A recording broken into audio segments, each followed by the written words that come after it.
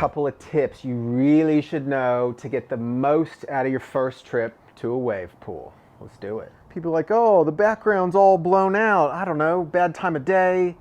Oh, it's blown out, it's blown out. Kingscliff, Finkel.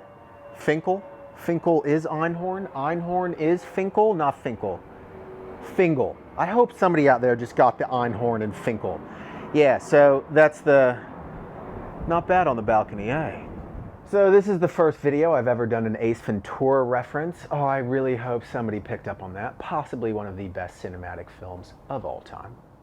So with all seriousness, some tips to get the most out of your first trip to a wave pool. I have now been to Urban Surf in Melbourne twice for a total of like 5 sessions.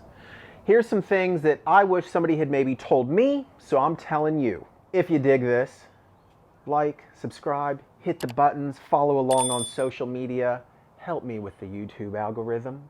First, you need to go surf multiple sessions. At least 2 in a day, maybe 3 if you're physically up for it, but stagger. Give yourself some time to have a meal, have a coffee in between. But that first session ain't gonna be what you think it is. So if you're going first time, maybe you only have a day, make sure you have at least 2 sessions. Maybe a third if you're physically up for it. And if possible, have them on the same wave, being left or right. That way, first session kind of blows your mind. What just happened? What is this? Like, first time getting laid. What just, oh my gosh, I don't know what to think about this, all the feelings.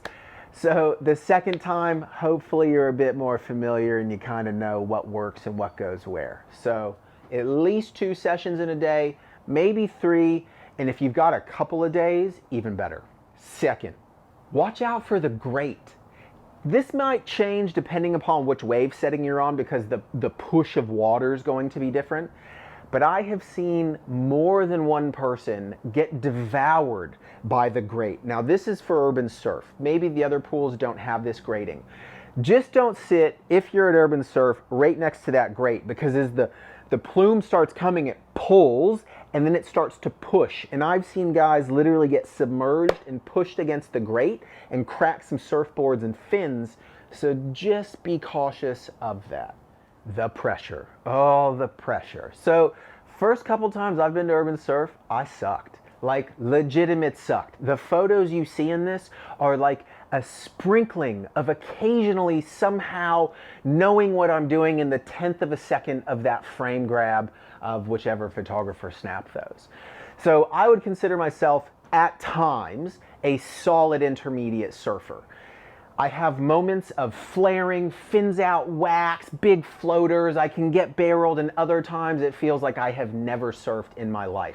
And the times at Urban Surf was like I've never surfed in my life. But I think part of that, I don't surf well under pressure.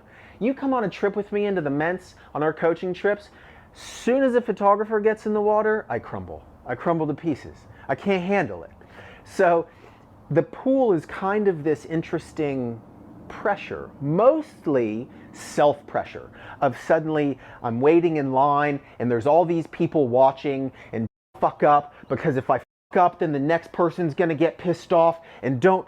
And so for me, like, you know, people recognize me and I'm this grown man worried about people recognizing me and not surfing like shit. So it's weird. It's this different kind of pressured surf scenario where literally there's a line of people watching you take off, and it's conveyor belt and go and don't fall. So it is initially the first time this kind of strangely pressured social situation that people can mentally psych themselves out a bit. That goes back to that first tip of more than one session, because the first session you just need to shake it out of your system and get to the point of who gives a f, I'm gonna have some fun. Right? And once you can shift into that mindset of most people here are falling here and there, most people don't really care what happens to me. Once you can get to the point of let the pressure off, focus on having fun, laugh at yourself, have a laugh at others, not if you're getting hurt, but get into the spirit of fun and enjoyment rather than do better, need to succeed, don't fall, oh my gosh, here comes the wave.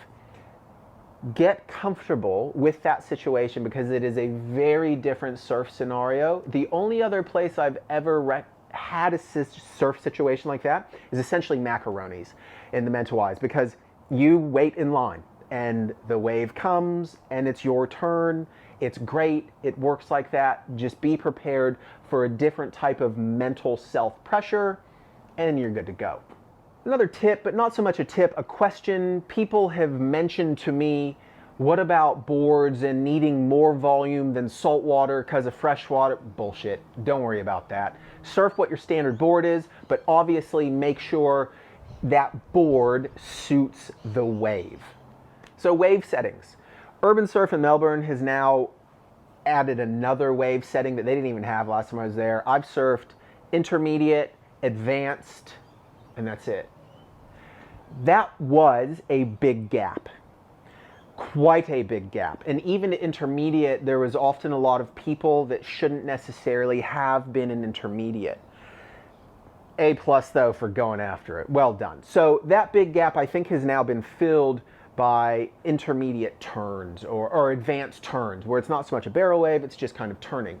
Epic. Cool. So depending on what your setting is, this might slightly change, but know that in a session, the wave changes. You might get 2 or 3 types of intermediate waves within that hour session. In the advanced session, you might have 2 or 3 different type of waves. Some turn waves, some more slabby kind of barrel waves. But what's really important here is that the takeoff spot changes, and changes drastically, and the takeoff can change. So I'm speaking from experience of the advanced setting. Literally in that session, and nobody told us, suddenly I just start watching people missing takeoffs. Suddenly, when they changed wave settings, the takeoff changed by literally probably a meter or 2. And it's a pretty specific takeoff spot where if you're behind it, you're gonna miss it. So just know that within the wave setting or session, that when they slightly alter that wave, and I think now there's somebody like a coach in the water that kind of lets people know, there will be a change in takeoff. So where you're lining up on the wall will change and can change by quite a big difference. So be aware of that and move forward or back as necessary. With that wave change, the takeoff really changes. So I found on the first setting of advanced, which wasn't barreling, to be a harder takeoff, a steeper kind of jacking takeoff, than when it went to barrel mode, that was actually an easier takeoff, more of a sloping entry. So just be aware of that. Once you get your spot dialed in to take off, as the wave session or as the session changes and the wave changes, you might need to alter that takeoff spot by a bit so you're not just letting them slip underneath you. So enjoy your pool session. It's absolutely epic. What Urbn Surf has done, because I haven't experienced any other wave pools, with the first time I saw it and surfed it, I was like, damn, they done did it. They did it. Nailed it. And they're going to be all over the world, or various wave pools will end up being all over the world. So they're super fun. Quick recap. Don't stress about the mental self-pressure. Cool. So the first session is going to be a bit hectic and literally virgin, just lost my virginity. What the hell just happened? That was incredible, but I don't know how I feel about that, and I'm kind of nervous. So do more than one session. Cool. If you can, stick with the same wave, just so you get comfortable, or do multiple rights, multiple lefts, have a coffee in between the sessions, good to go. Watch out for the grading, and just be aware of the wave changing during your session and perhaps altering the takeoff spot. Those were some of the biggest key takeaways I wish somebody had kind of informed me of. Enjoy your time at the wave pool. Cool. That's it. So keep an eye out. We will very likely be running coaching trips at some of the wave pools and eventually internationally. And then once we can travel, we're doing international boat trips again in surf camp. So keep an eye out for all of that. There's links below about all of our coaching trips. And so all good. Go shred in the wave pool. Shaka brah.